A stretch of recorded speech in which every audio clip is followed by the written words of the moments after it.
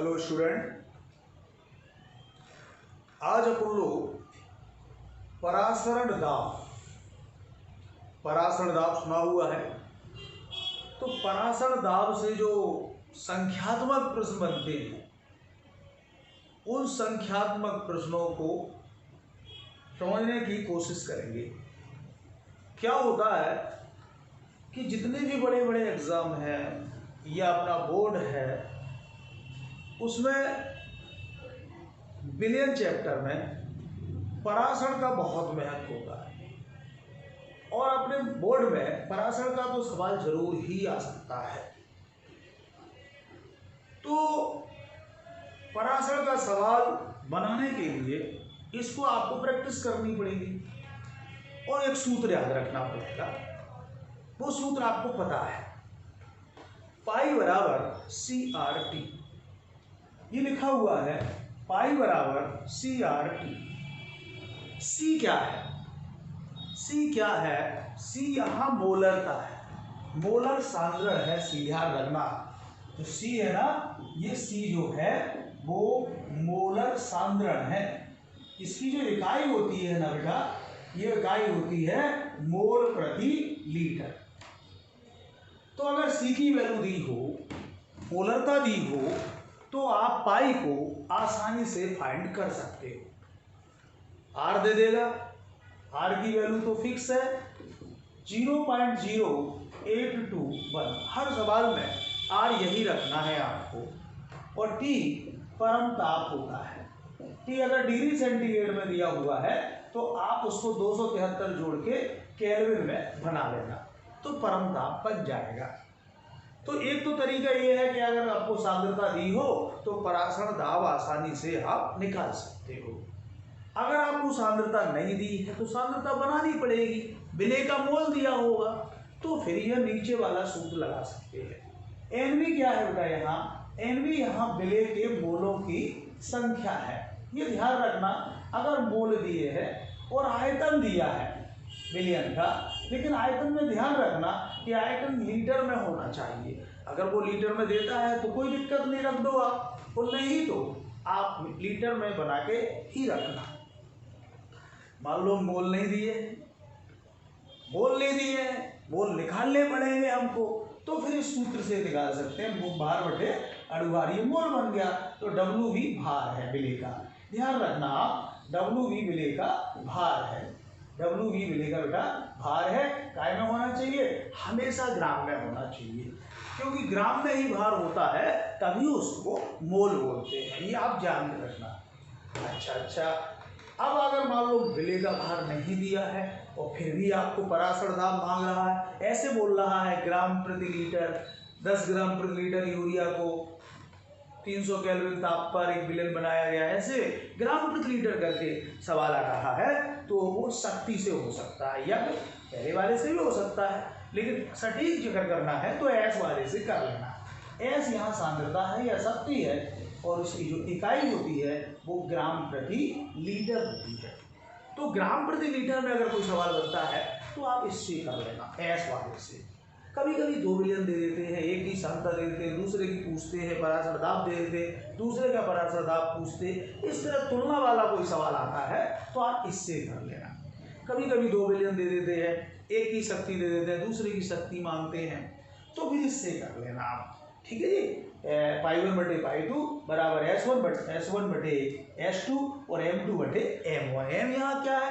M यहाँ मोलरता नहीं है, M यहाँ पे जो है वो अणुभार है विलेय का, क्योंकि 2 बिलियन अलग अलग होंगे, ध्यान रखना। कभी कभी ताप दे देता है और फिर कहता है भैया परासरण दाब क्या होगा, ताप वाली बात करेगा, तो एक सूत्र अपन और बना सकते हैं, पाई1 बटे पाई2 बराबर T1 बटे T2। तो इससे ताप का परासरण दाब से संबंध भी आ सकता है, ये आप ध्यान रखना विशेष रूप से। तो इस तरह से परासरण दाब के सवाल आपको करना है। सवाल हम स्टार्ट करने वाले हैं, थोड़ा सूत्र देखो आप, फिर हम सवाल स्टार्ट करते हैं।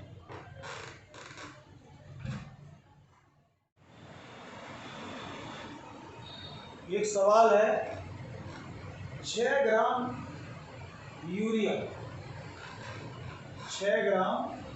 यूरिया को 27 डिग्री सेंटीग्रेड ताप पर 100 ml जल में घोलकर एक विलयन बनाया गया है। यदि इस विलयन के लिए R इतना हो तो परासर दाब ज्ञात करो। आप इसको ध्यान से देखो। आप इसमें आप ये देखो कि ये 6 ग्राम लिखा है यूरिया है, ये विलेय का अनुपात है। विलेय का अनुपात को काय से दर्शाते हैं? WB से।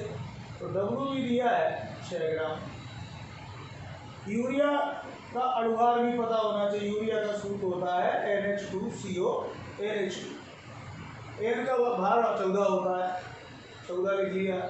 H का 1 2 हो गया, C का 12 होता है, O का 16, N का 14 और H का 2।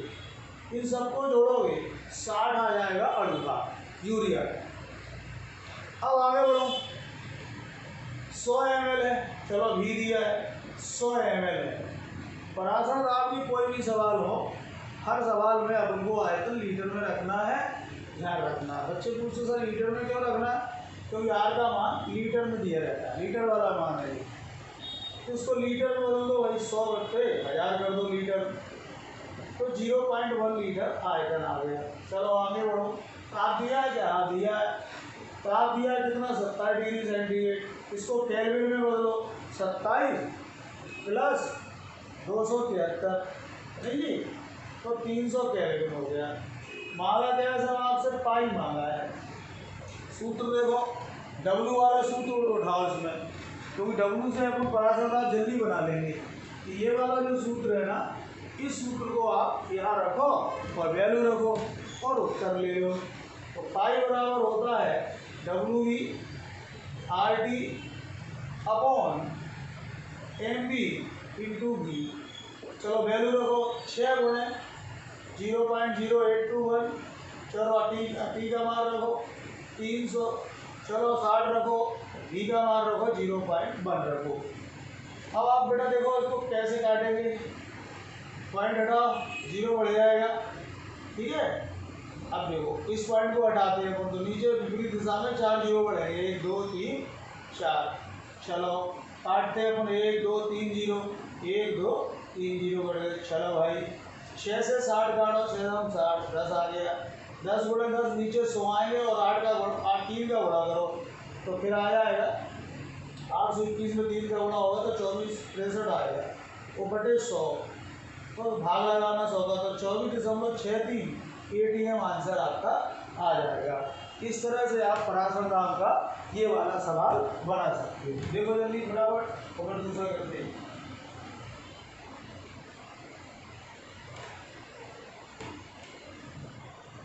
अब हम लोग दूसरा सवाल करते हैं जो बुक का भी है, आया भी हुआ है,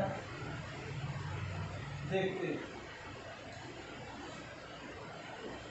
6% यूरिया वाला करा देते हैं। यूरिया कोष्टक में लिखा हुआ है अणुभार 60 का एक विलयन है। 300 केल्विन ताप पर परासर दाब ज्ञात करो। परासर दाब ज्ञात करो, जबकि R बराबर दिया है 0.0821। तो कभी भी सवाल परसेंटेज में दिया हो तो आप घटाया मत करो, सीधा जो 6% यूरिया जो लिखा है, 6% यूरिया जो लिखा हुआ है, इसका मतलब होता है कि यूरिया का भार 6 ग्राम है। पूरे विलयन का आयतन 100 ml है। फटाफट इसको लीटर में बदलो, 1000 का भाग लगा के लीटर बन गया। 0.0000 1/10 को 0.1 लीटर कहते हैं। और टी फटाफट दिया हुआ है 300 केल्विन। अच्छा, आर भी दिया हुआ है 0.0821। अच्छा, यूरिया का अणुभार हमने दे रखा है 60। अच्छा, सूत्र लगाओ डब्ल्यू वाला, डब्ल्यू भी RT upon MV into V। फटाफट वैल्यू रखो, 6 0.0821 इंटू 300 बटे 60 इंटू 0.1। जो पिछला वाला ही सवाल हो गया, 60 मिनट के आंसर आएगा 24.1 36 एटीएम भी आएगा। तो इसमें कोई भी सवाल हो बेटा परसेंटेज में देगा, सवाल परसेंटेज में देगा तो परसेंटेज में देगा ताप भी देगा आपको, तो आपको फिर कुछ नहीं करना है, अड़ुहार रख के वो सवाल कर देना है, ध्यान रखना। वो अगर वो अड़ुहार दे देगा तो पराशर दाब मांगेगा, और पराशर दाब दे देगा तो अड़ुहार मांगेगा। मतलब इस तरह से कुछ परसेंटेज वाला कोई भी सवाल हो, जैसे हमने 6% का करा दिया, 5% का दे दे, 2% का दे दे, कितने का भी दे, हमने यूरिया का करा दिया तो ग्लूकोज दे दे, शक्कर दे दे, कोई भी दे सकता है अड़ुहार, किसी का भी आप निकाल सकते हो।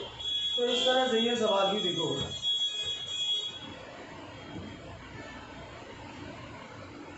एक सवाल है वो हम करने वाले हैं, मिटा देते हैं इसको।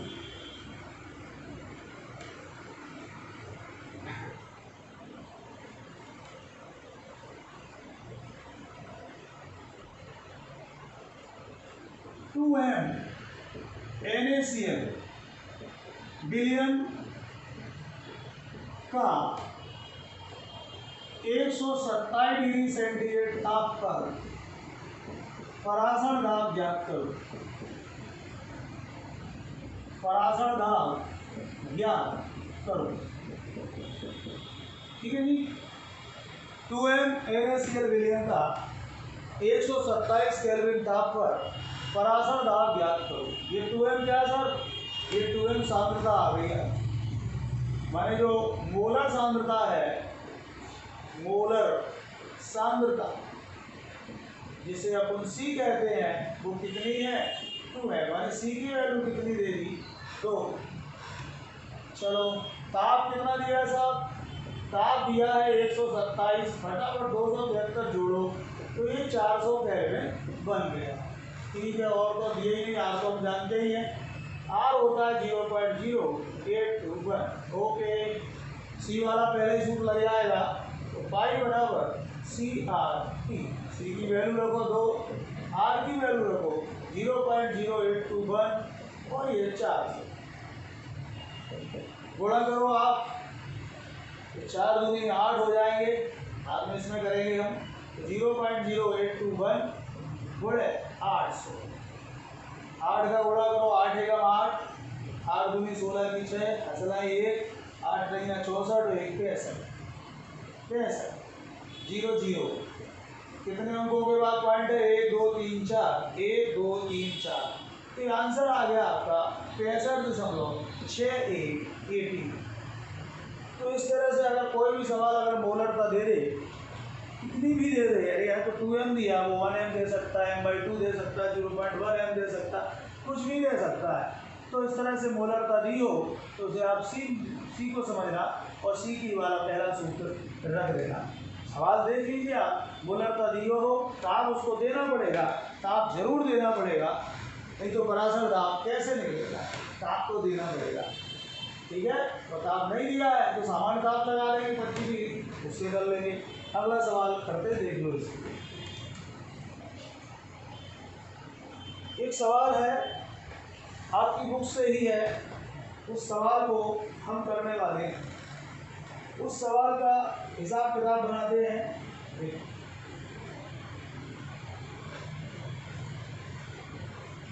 290 केल्विन ताप पर, ये कर लोगे आप, 290 केल्विन ताप, 290 केल्विन ताप पर, में टाइम लग जाता है, 290 केल्विन ताप पर 1.8% ग्लूकोज, 1.8% ग्लूकोज के विलयन का पराशर दाब ज्ञात करेंगे, तो हो जाएगा, कोई दिक्कत नहीं है, ठीक है। ग्लूकोज के विलयन का पराशर दाब ज्ञात करिए, ग्लूकोज के विलयन का पराशर दाब ज्ञात करिए। ये बुक का सवाल है, ये आपका हो जाएगा। देखो जैसे उन्होंने 6% का कह रहा था, ऐसे इसका हो जाएगा। देखो हम शॉर्ट कर देते हैं कि 290 दिया हुआ है और W भी आपका 1.8 ग्राम हो जाएगा, और भी हमें पता ही है 100 ml हो जाएगा, ml को लीटर में बदलो तो 100/1000 हो जाएगा, मतलब 0.1 हो जाएगा लीटर में। और R की वैल्यू है ये सर 0.0821, और ग्लूकोज का व्यवहार पता ही है 100, 80। फटाफट आप सूत्र नंबर 3 को यूज कर लो, उसमें से उत्तर हो जाएगा। मैं आपको उत्तर बता सकता हूँ कितना दिया है उसमें। उत्तर दिया है 178। अच्छा, इसमें उत्तर दिया है 2.4 ATM। तो जो आंसर आएगा 2.4 ATM के आसपास आंसर आ जाएगा। आप कर लेना। आंसर कितना आएगा, आंसर आप चेक कर लें। 2.4 के आस कम भी आ सकता है, एक कराया नहीं। तो अगला सवाल देखते हैं। अगला सवाल जो है आपका, ये जो अगला सवाल है ये NCERT सॉल्यूशन से है। इसको भी लगी लाल, इसको भी निपटा ही देते हैं हम लोग। तो निपटा देते हैं। 27 डिग्री सेंटीग्रेड तापमान, 27 डिग्री सेंटीग्रेड ताप पर NaCl के N/10 विलयन का परासरण दाब ज्ञात करो। का परासरण दाब ज्ञात करो। परासरण दाब ज्ञात करो। यह मानकर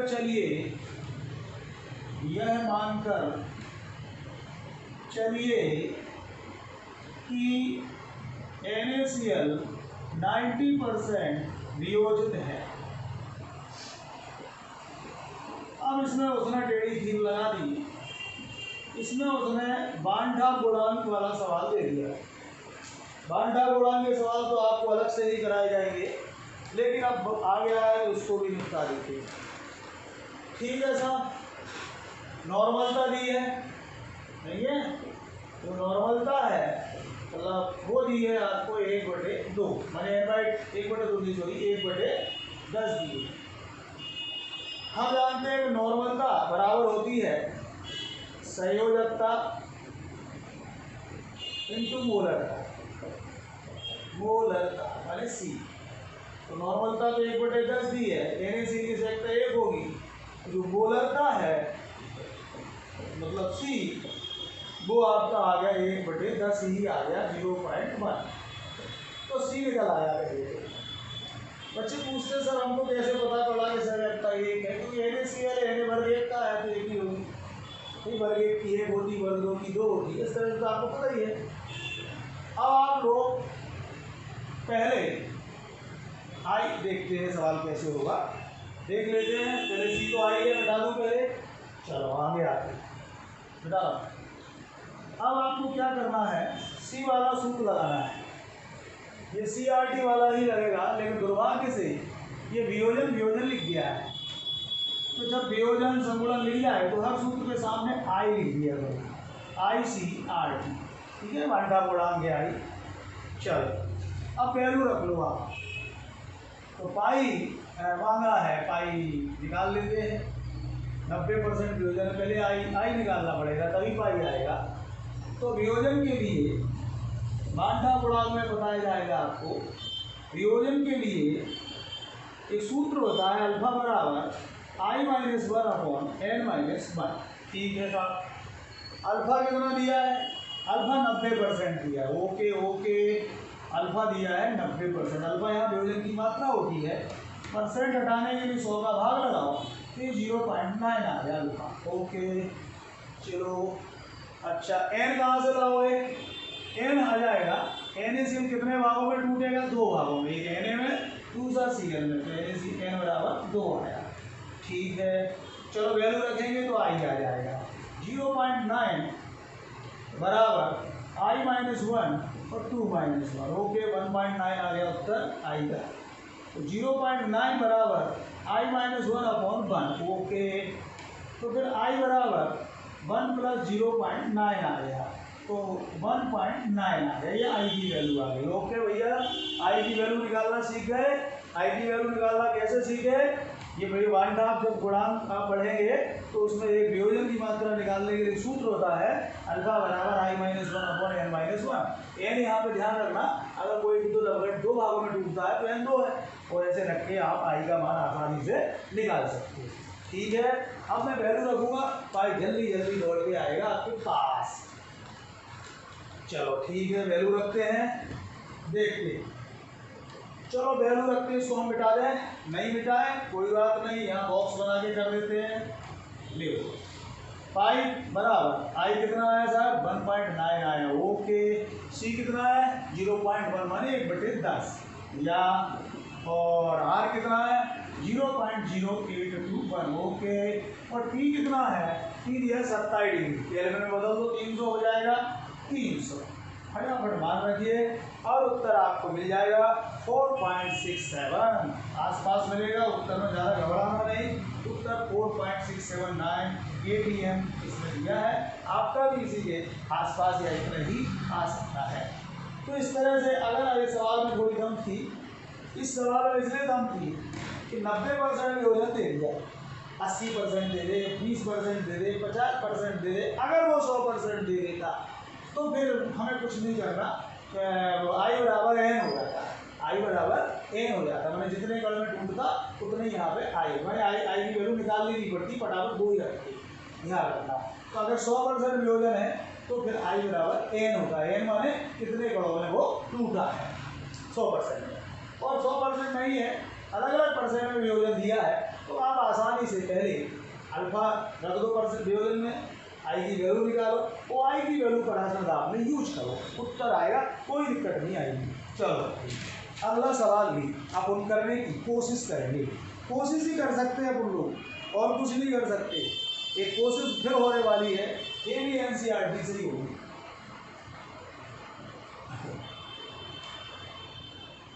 देखो अभी अपन ने W वाला सवाल कर लिया, परसेंट वाला सवाल कर लिया, सांद्रता वाला सवाल कर लिया, नहीं है अपन ने, और नॉर्मलता वाला भी कर लिया, ये बुक का ही NCERT सॉल्यूशन से ही है।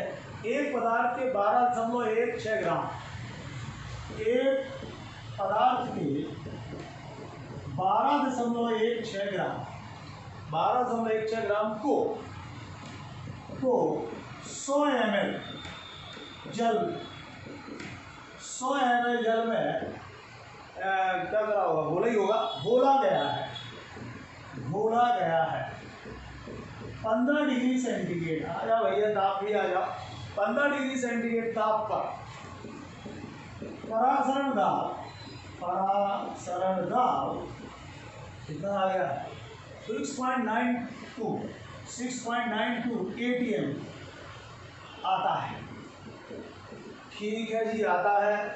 फिर पदार्थ का अणुभार बताइए, पदार्थ का अणुभार ज्ञात करो, चलो तुम्हारी कमी थी अणुभार की, तो मैं भी निकाल लेते हैं, चलो निकालते, ढूंढो भाई, ढूंढ पड़ी है ढूंढ, ये क्या है, ये WV है, WV आ गया 12.16 ग्राम, चलो तुम भी आ गए, तुम भी हो, भी कितना है 100 ml, तुमको लीटर बना दूं जल्दी से, ये 1/10 लीटर हो जाएगा, 100/1000 ये लीटर तो ये आ गया 1/10 लीटर, ओके। 15 डिग्री, चलो तुम भी लाइन पे आ जाओ, 15 डिग्री सेंटीग्रेड है 273, आराम से जोड़ो, आराम से जोड़े जाते हैं, वैसे नहीं जोड़े जाते हैं, 5 होती 8, 7 1 8, 288 केल्विन आ गया यार, और क्या दिया, अच्छा पाई भी दिया है, पाई बराबर 6.92 ATM या अणुभार मांगा है, ठीक है, आर तो पता ही है 0.0821, और मुन्ना भाई मैंने अणुभार आपको मांगा, सूत्र वही रहेगा, पाई बराबर WV RT upon MV into V, बढ़िया वैल्यू रखो, उत्तर जरूर आएगा 415.15 उत्तर आएगा आपका 415.15।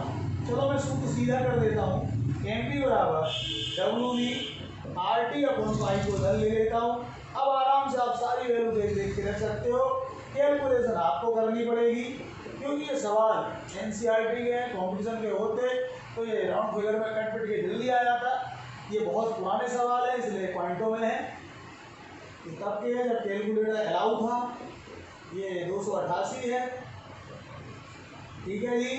और पाई की वैल्यू देख लो, आपके सामने रखता हूँ, बार बार एक ही प्रकार की चीज़ रख रहे हैं, ये पाई कहाँ गया, ये रखा 6.92 या और फिर भी 0.1 या 1/10, 1/10। इसको आप सॉल्व कर लेना, उत्तर आएगा आपका 415.5 आएगा। ये मैं उत्तर लिख देता हूँ, आप आराम से चेक करना, उत्तर जरूर आएगा। उत्तर नहीं देखे जाते, तरीका देखा जाता। इकाई क्या है अणुभार की, ग्राम प्रति मोल है, ग्राम बटे मोल है। इस तरह से आप अणुभार भी निकाल सकते हो, कोई दिक्कत नहीं। मान पहचानो और रखो और आगे बढ़ो, तो आप अणुभार भी निकाल सकते हो। एक सवाल और दिया है 5% ग्लूकोज का पराशरण भार मांग रहे हैं, ये तो आप कर ही दोगे, कोई दिक्कत नहीं है। सवाल नंबर 26 का होगा। चलो 27वां सवाल भी कर सकते हो कि 7 ग्राम प्रोटीन है, 100 ml विलयन में उपस्थित है, 37 डिग्री ताप है। हाँ, ये करना पड़ेगा, करता हूँ मैं। अगला सवाल थोड़ा दाब में घुमा दिया और कुछ नहीं किया है, तो हम कर लेंगे, हम नहीं मतलब आप कर लेंगे। चलो देखते हैं। एक सवाल है कि प्रोटीन के विलयन में, एक सवाल है प्रोटीन के विलयन में, प्रोटीन के विलयन में 7 ग्राम प्रोटीन, 7 ग्राम प्रोटीन, चलो डब्ल्यू तो आ ही गया। 7 ग्राम प्रोटीन 1000 ml विलयन, 1000 नहीं सॉरी 100 ml, 100 ml में, 100 ml में उपस्थित है। चलो भी आ गया, चलो भी आ गया, उपस्थित है 37 डिग्री ताप पर। चलो भी आ गया ताप पर। पराशरण दाब, चलो पराशरण दाब माने पाई भी आ गया 750 ना, बस यहीं पे थोड़ा रफड़ा कर दिया। mMHg है, प्रोटीन का अणुभार क्या होगा, चलो थोड़ा कर देते। प्रोटीन का अणुभार क्या होगा, क्या होगा, ठीक है जी। करवे बराबर इसको चुन बाबा, चुनो क्या क्या दिया है और क्या मांग रहा है, क्या मांग रहा है वो तो हमको पता पड़ेगा, MB। चलो डब्ल्यू भी कहाँ है, 7 ग्राम, कोई दिक्कत नहीं भी। हाँ थोड़ी सी दिक्कत है, ml में दिया, लीटर में बदलो, तो 100/1000 ये लीटर बन गया, माने 0.1 लीटर। ओके, ताप तुम भी पके नहीं हो, इनको पका देता हूँ, 273 जोड़ देता हूँ। 7 3 10 की 0 और 7 3 10, 11 की 1 और 310 केल्विन ताप आ गया। ओके, पाई 750, बस यहीं पे थोड़ा घुमा दिया है, mMHg में दिया है। ध्यान रखना सर कि हमको ATM में ही रखना है पराशरण दाब। बच्चे पूछते सर आप ATM क्यों करते हो, ATM का मतलब क्या है, ATM होता है एटमोस्फियर, वायुमंडल, और आर की वैल्यू जो अपन रखेंगे वो ATM वाली रखी जाती है, इसलिए पराशरण दाब की जो वैल्यू है वो ATM में ही होनी चाहिए, ठीक है। तो 750 mMHg है, तो एक mm 760 mMHg एक ATM होता है, इसमें 760 का भाग लगा दिया करो। ध्यान रखना कभी भी mMHg में हो आप 760 का भाग लगा दोगे तो फिर वो क्या बन जाएगा, वो ATM बन जाएगा। काटो 75/76 आपका ATM हो जाएगा। अब मेरे को नहीं लग रहा कि ये सवाल आपका हो नहीं पाएगा। अब आपको वैल्यू रखना है, वैल्यू ये है पाई बराबर WBRT अपॉन MB जी। MB को आगे ले लो क्योंकि MB ही पूछ रहा है, तो WBRT अपॉन पाई भी, इसमें आराम से वैल्यू रखना सारी देख देख के, और उत्तर आपका आएगा आएगा आएगा 1000% आएगा। उत्तर यहाँ लिख लो आप, उत्तर में यहाँ लिख देता हूँ, उत्तर आएगा 54159, MB आएगा जो 54159.73। ये कोई दिक्कत नहीं आएगी आपको, बिल्कुल उत्तर धनाधन चले आएंगे, आप करते जाओगे सवाल। तो इस तरह से आप पराशरण दाब का कोई भी सवाल किसी भी बुक से कहीं से भी कर सकता है। पराशरण दाब में आपको मेरे ख्याल से कोई दिक्कत नहीं आनी चाहिए। अगर वो अणुभार मांगता है तो अणुभार निकाल सकते हैं, भार मांगता है तो भार निकाल सकते हैं, शक्ति मांगता है तो शक्ति कर सकते हैं। कोई भी सवाल आप पराशरण दाब का करो, प्रैक्टिस करो। कभी कभी तो इनसे आ जाते हैं बेचारे शक्ति वाले से कॉम्पिटिशन में, कभी सांद्रता से आ जाते हैं, कभी ताप में अनुपात से आ जाते हैं। कोई भी सवाल आ सकता है आपका पराशरण दाब से। ये जो इसी बेस पे आपको सवाल करना है आप करिए, ठीक है। फिर अपन और भी करेंगे, आपकी प्रॉब्लम देंगे, और भी करेंगे, कॉम्पिटिशन भी करेंगे, सब कुछ करेंगे। इसको देखो आप।